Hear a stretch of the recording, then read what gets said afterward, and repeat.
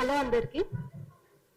Last 3 days గా నేను ఎవరో తెలిసిన వాళ్ళు, నాకెవరో తెలిసిన వాళ్ళు, తెలియని వాళ్ళు, పెద్దవాళ్ళు, ప్రతి ఒక్కరు చాలా నాకు ఒక భరోసాని ఇచ్చిండ్రు, నాకు ఒక ధైర్యాన్ని ఇచ్చిండ్రు, నమ్మకాన్ని ఇచ్చిండ్రు.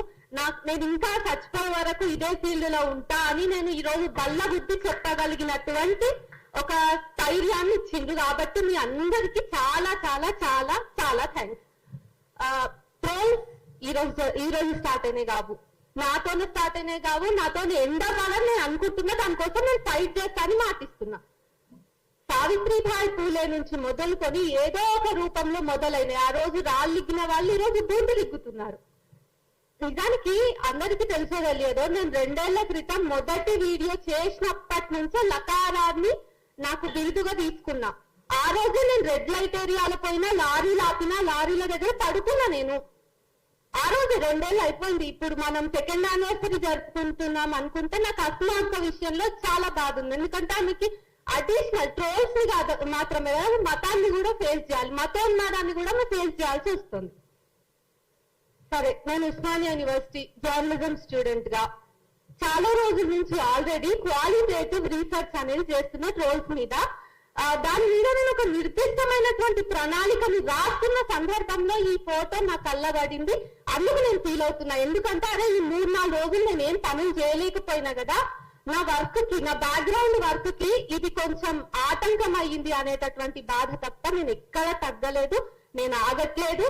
ఈ 3 రోజులు నా ఫేస్బుక్ లో, నా యూట్యూబ్ లో పోస్టులు, వీడియోస్ రాలేవు అని సంతోషించే వాళ్ళకి ఈ 3 రోజుల నుంచి కూడా నేను ట్రోలింగ్ కి గురైనా. మార్పింగ్ దగ్గర ఏం ఆగలేదు. 3 రోజుల నుంచి కూడా నేను లకారాలకు గురైనా.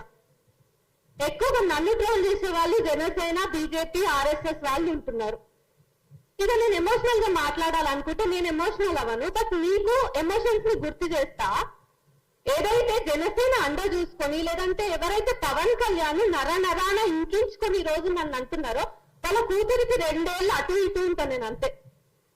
సరే, ఎన్నో, బట్ వాళ్ళ కూతురు ఏజ్. సో వాళ్ళ ఇంట్లో వాళ్ళ కూతుర్లు ఉన్నారు, వాళ్ళ అమ్మ వాళ్ళు ఉన్నారు. ఇక్కడికి పోకూడదు, ట్రోలింగ్ అక్కడి దాకా కూడా పోకూడదు అని నేను ఫైట్ చేస్తా. మీ నాయకుడు ఇంట్లో ఉన్న ఆడవాళ్ళకు కూడా ట్రోలింగ్స్ పోవద్దు, నా దగ్గరనే ఆగాలి. ఎందుకు ఈరోజు నా మీద వచ్చిండొచ్చు, మా సీనియర్స్ అందరి మీద ట్రోల్స్ అయినాయి. చెప్పినగా నేను ఫస్ట్ కాదని. అయితే ఆపాల్సినటువంటి బాధ్యత, నైతిక బాధ్యత మన మీద ఉన్నదా లేదా? రాజకీయ నాయకులకు అలవాటైందబ్బా. కానీ మళ్ళా వాళ్ళు ఏం చేస్తారు? చంద్రబాబు నాయుడు నిండు సభలో ఏడ్చిండు తన కుటుంబంలోని ఒక మహిళని ట్రోల్ చేసినందుకు. అట్లా రోజా మీద జరిగినాయి, ఇంకొకరి మీద జరిగిన, ఆల్ పొలిటికల్ పార్టీస్ లో ఉన్న మహిళల మీద జరిగినాయి. వాళ్ళ మీద కూడా నేను, అంటే వాళ్ళకి ట్రోల్స్ జరగొద్దు అని కూడా నేను పోరాటం చేస్తా. ఎందుకు? ట్రోల్స్ అనేది ప్రతి అమ్మాయికి, ఎవరికి ట్రోల్స్ జరిగిన ట్రోల్సే కదా. వాళ్ళందరి మీద మాట్లాడే నైతిక బాధ్యత నాకుంది. కానీ అంత చిత్తశుద్ధి నన్ను ట్రోల్ చేస్తున్న వాళ్ళకు ఉందా లేదా అనేది నా ప్రశ్న. అయితే చెప్పినా కదా చాలా రోజుల నుంచి ఉందని. ఒక 1 year, 1.5 year బ్యాక్ నేను ప్రశ్న రావణ్ కలిసినప్పుడు ఒక టాపిక్ మీద, మేము చాలా కంటెంట్ మీద డిస్కషన్ కి కలిసినప్పుడు ఫోటో ఫేస్బుక్ లో పెట్టినాం. దాన్ని పట్టుకొని శివాజీ గల్లా అనేటోడు కలుసుకున్నారు అని లవ్ సింబల్ పెట్టి, కలుసుకున్నారు అని కోట్ చేసి వేసుకున్నారు ఇది పక్కకెట్ట. ఆ కామెంట్ సెక్షన్ అంతా బూతులు. నేను ఒక ప్రొఫెషనలిస్ట్ దగ్గర అంటే రీసెర్చ్ చేస్తున్నాను చెప్పిన కదా, నా మీద ట్రోల్స్ ని కాదు, నేను ఇక్కడ కూర్చున్న వాళ్ళలో చాలా మంది మీద జరుగుతున్న ట్రోల్స్ ని కూడా నేను నా రీసెర్చ్ లో భాగంగా చేసుకున్నా.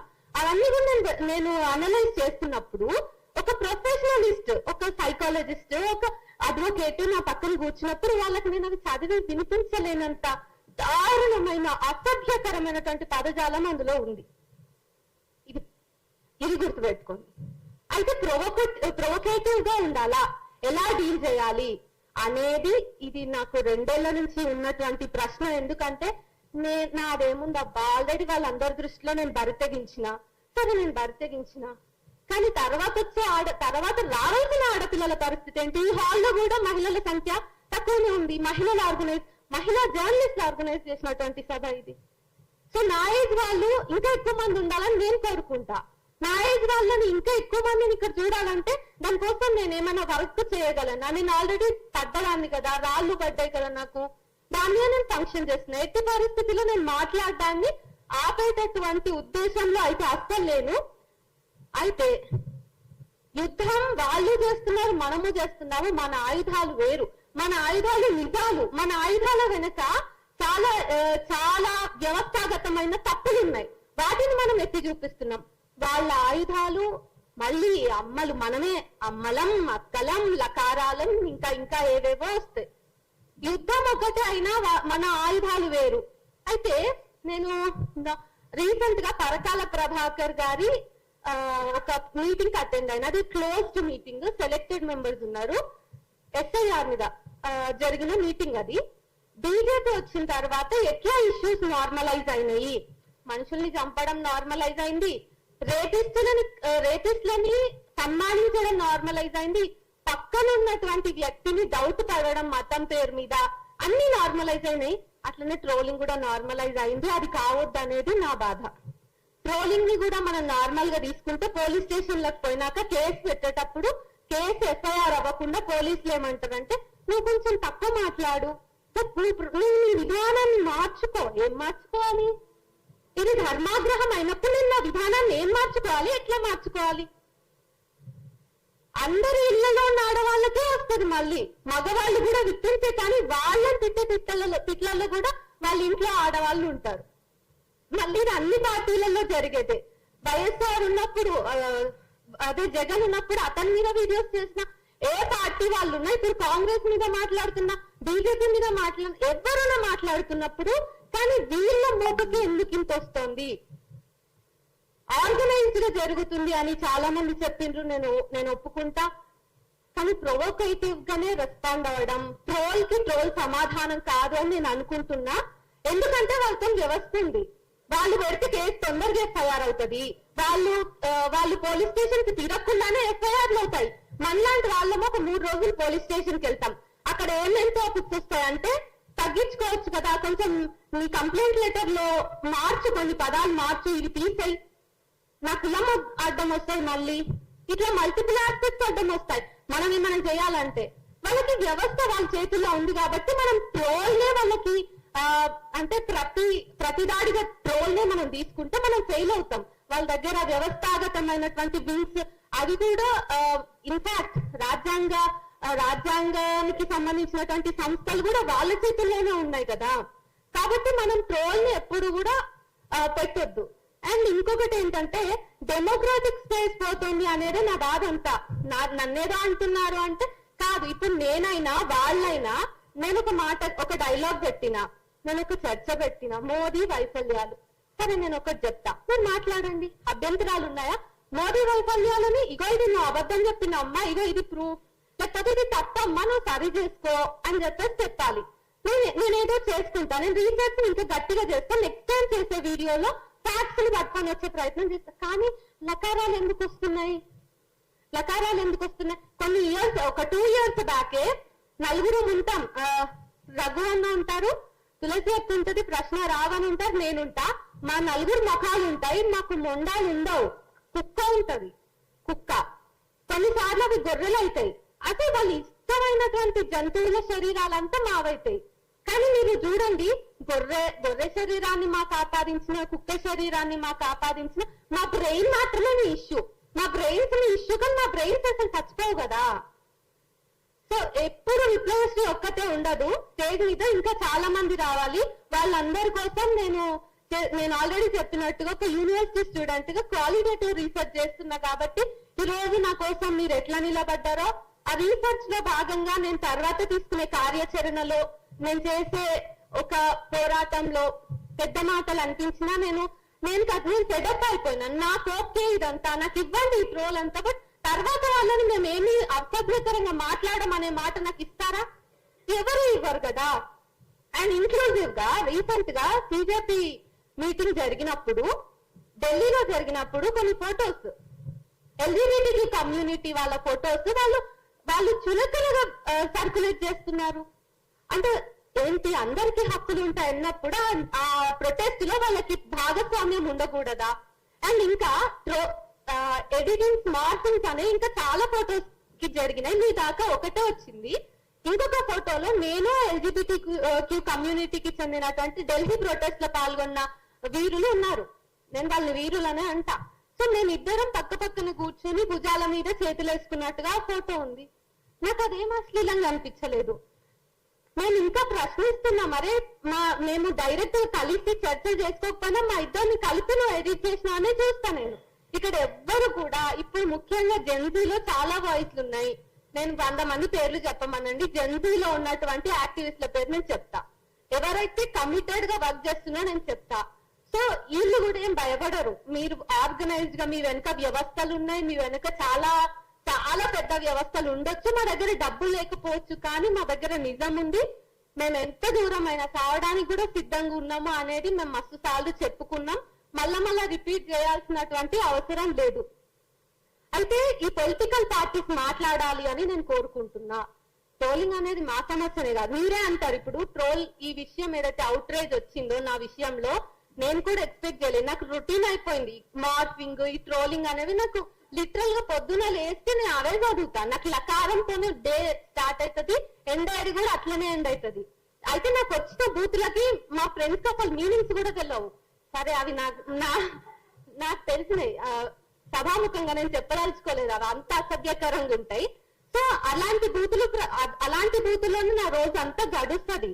దాంట్లో ఏం లేదు. అయితే పొలిటికల్ పార్టీస్ ఏమన్నారు, ఈ 3 days లో ఆర్ఎస్ఎస్ వింగ్ వాళ్ళు ఏమన్నారంటే, నన్ను ట్రోల్ చేసిన వాళ్ళే, నన్ను లకారం అని చెప్పి పోస్ట్ పెట్టినోడే వీళ్ళందరి ఫోటోలు మార్చాయినాయి కదా, వీళ్ళ గురించి మాట్లాడవా అంటే వాళ్ళు మాట్లాడతాం. వాళ్ళెవ్వరి మీద మేము ట్రోల్ చేయలేదు, వాళ్ళెవ్వరిని మేము లకారాలతో మాట్లాడలేదు. వాళ్ళతో సైద్ధాంతికంగా, భావజాల పరంగా, రాజకీయంగా మాకేమైనా విభేదాలు ఉన్నప్పుడు మేము పార్లమెంటరీ లాంగ్వేజ్ లో మేము అది విమర్శ చేసినాం.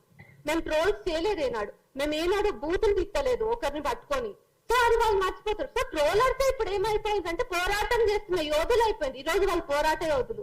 వాళ్ళు ఈ 3 days లో నన్ను ట్యాగ్ చేసి పెట్టింది ఏంటిదంటే, మేము పోరాట యోధులం, నువ్వు ఫేక్ జర్నలిస్ట్, నువ్వు ఆన్ లిస్ట్. నేను ఏం ఆన్ చేసిన, నా బ్యాంక్ అకౌంట్ తీయండి, అంతా నేను ట్రాన్స్పరెంట్ గా ఉన్నా. నాలాగా చాలా మంది ట్రాన్స్పరెంట్ గా ఉన్నారు. సో మీరు ఒకసారి ఇవన్నీ కూడా పట్టించుకోండి. పొలిటికల్ పార్టీస్ తో ఖచ్చితంగా దీని మీద మాట్లాడాలి. వీలైతే నేను మిమ్మల్ని కూడా కలిసే ప్రయత్నం చేస్తా. పవన్ కళ్యాణ్ వరకైనా మనం పోదాం, కానీ ఈ ట్రోలింగ్ ని ఆపేద్దాం. తర్వాత నేను తీసుకునే కార్యాచరణలో నాకు హెల్ప్ చేస్తారు, నాకు మద్దతుగా నిలబడతారు. మనం అందరం కలిసి ట్రోలింగ్ ని తగ్గించడమో, వాళ్ళందరినీ ఏరివేయడమో, ఏదో ఒక సొల్యూషన్ ని తీసుకుందాం అని చెప్పేసి ఒక ఓపెన్ కాల్ ఇస్తున్నా. తర్వాత నేను ఏమైనా నిర్ణయాలు తీసుకుంటే సోషల్ మీడియాలో మీ అందరినీ రీచ్ అవుట్ అవుతా. Thank you so much. Sorry, నిమిషం. ఇందాక నారాయణ గారు ఒక్క నిమిషంలో కంప్లీట్ చేస్తా. నారాయణ గారు మాట్లాడుతూ, నారాయణ అన్న 1,00,000 మంది ఉంటారు తమ్ముడు అంటే, అన్న ఒక్కడితోనే మొదలు పెడతాం, రేపు ఒక్కడితోనే మొదలు పెడతామన్నా. మీలాంటి వాళ్ళ సపోర్ట్ ఖచ్చితంగా ఉండాలి. ఈ శివాజీ గల్లా అనే వాడితోనే మొదలు పెడతాం. వీడి పోస్టులు ఒక్కొక్కటి శ్రీనిధి ఫోటో పెట్టి, నేను మీడియా ముఖంగా చెప్తున్నా, రే శివాజీ నిన్ను నేను కలుస్తా, ఖచ్చితంగా నిన్ను నేను కలుస్తా కొడక, నీ పోస్టులు నీకే చూపించి నీతో మాట్లాడతా.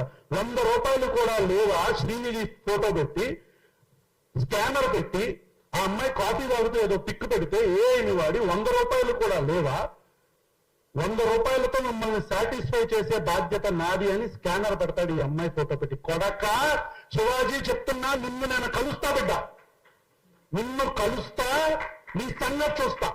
ఒక్కడితోనే మొదలు పెడతావు. శివాజీగా నీ వెనకాల ఎవడున్నాడు? ఈ శివాజీ అనేవాడు పవన్ కళ్యాణ్. నేను ఇందాక చెప్పా, వైఎస్ఆర్ కాంగ్రెస్ పార్టీలో ట్రాల్స్ జరిగినాయి, కాంగ్రెస్ పార్టీ వాళ్ళు కూడా ట్రాల్ చేస్తున్నారు. జనసేన పార్టీ, భారతీయ జనతా పార్టీ చేసే ట్రాల్స్ ఎంత నీచంగా ఉంటాయో ఎవ్వరు కూడా నోటితో చెప్పలేని ట్రాల్స్ మాట్లాడతారు. పిల్లల్ని రేప్ చేస్తామంటారు, తల్లుల్ని రేప్ చేస్తామంటారు, భార్యల ఫోటోలు మార్పు చేస్తారు, స్కానర్లు పెడతారు, ఆడపిల్లల ఫోటోలు పెట్టి మతం పేరు వాడతారు, కులం పేరు వాడతారు.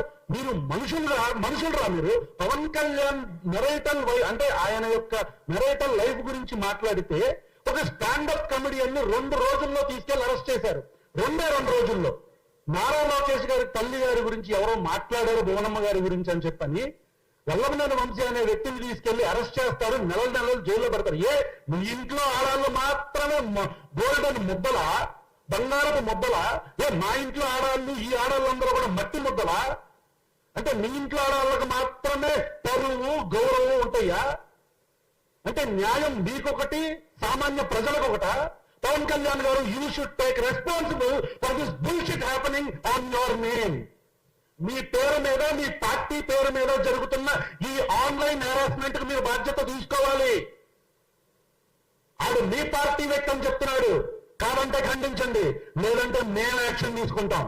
అరే గల్లా, శివాజీ గల్లా, కలుద్దాం కొడక. నేను ఒక 2 పాయింట్స్ ని గుర్తు చేస్తా.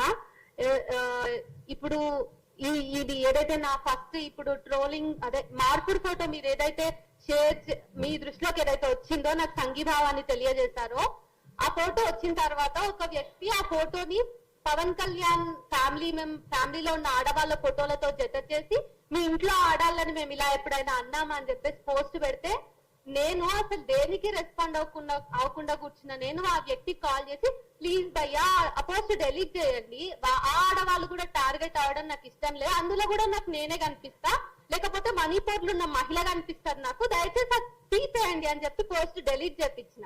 ఒక ఆడపిల్లకి సంఘీభావం చెప్పే పేరుతోటి ఇంకొక ఆడాలని టార్గెట్ చేయడం కూడా ఇష్టం లేనట్టుగా మనమందరం మీద కూర్చొని మాట్లాడుకుంటుంటే, వాళ్ళు అదే పనిగా ఏదో పోస్ట్ కి మీ డబ్బులు వస్తాయో ఏంటో వాళ్ళంతా ఆర్గనైజ్డ్ గా మనని దెబ్బ కొట్టాలని, మాట్లాడకూడదని ఏ దేవుడి పేర్లు అయితే చెప్పి వాళ్ళ ప్రొఫైల్స్ అని దేవుళ్ళ ఫొటోసే, దేవుళ్ళ ఫొటోస్ లేదా అన్లాక్డ్ ప్రొఫైల్స్, లేదా మోదీ ఫోటో, లేదా పవన్ కళ్యాణ్ ఫోటో. అంటే ఇప్పుడు నేనేమనుకోని, ఒక రోజు నేను చూడలేక కామెంట్ పెట్టిన ఒకరు లకారాన్ని నన్నంటే, ఆ డీపీలో దేవుడి ఫోటో ఉంది, ఇంతకీ నువ్వన్నావా, నన్ను నీ దేవుడు అన్నాడా, నాకు ఒక క్లారిటీ ఇవ్వు. నేను రేపు కేసు పెట్టాలంటే దేవుడి మీద పెట్టలేను కదా. పాపం ఆయన మీరు చేసే చర్యలకు ఆల్రెడీ డిప్రెషన్ లో ఉండింటారు, మళ్ళీ మా సైకాలజిస్ట్ పోయి వాళ్ళకి కూడా ట్రీట్ చేయాల్సి వస్తుందేమో, ఐ డోంట్ నో. అయితే అదొక విషయం. అయితే వీళ్ళకి నేను ఏ డ్రెస్ వేసుకున్నా మళ్ళీ అంటే, నేను పద్ధతిగా చీర కట్టుకున్న ఫోటోని కూడా వదిలిపెట్టలేదు వాళ్ళు. సో వాళ్ళే చీర కట్టుకోమంటారు, మనం ఏదో చేస్తాం, మళ్ళీ అది కూడా ట్రోల్ అవుతుంది. వాళ్ళు ఏదో ఎక్స్పెక్ట్ చేస్తారు, కానీ అంటే వాళ్ళకి తెలియకుండా మనం ఆ అంశంలో మాట్లాడుంటాం. రీసెంట్ గా జరిగినటువంటి గౌస్ భాష అంశంలో వాళ్ళు ఇంకా మాట్లాడక ముందే మనం దాని మీద చేసేసాం, అన్ని అయిపోయాయి. మనం విక్టిమ్ పక్కన ఉంటుంటాం, మనం ట్రోల్స్ ఎదుర్కొంటూ ఉంటాం.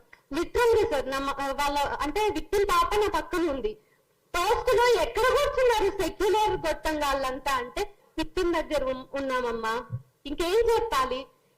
సో మీరు కొంచెం ట్రోల్ చేసేటప్పుడు కూడా చూసుకోండి, అలవాటైన వాళ్ళని ట్రోల్ చేస్తే తర్వాత మీకు ఖచ్చితంగా ఉంటది. అయితే మేము ప్రజాస్వామికంగా మాత్రమే రివెంజ్ తీర్చుకుంటామనే నమ్మకాన్ని అనే దాన్ని కూడా మీకు ఇస్తున్నా. Thank you. గోపాల్ సార్.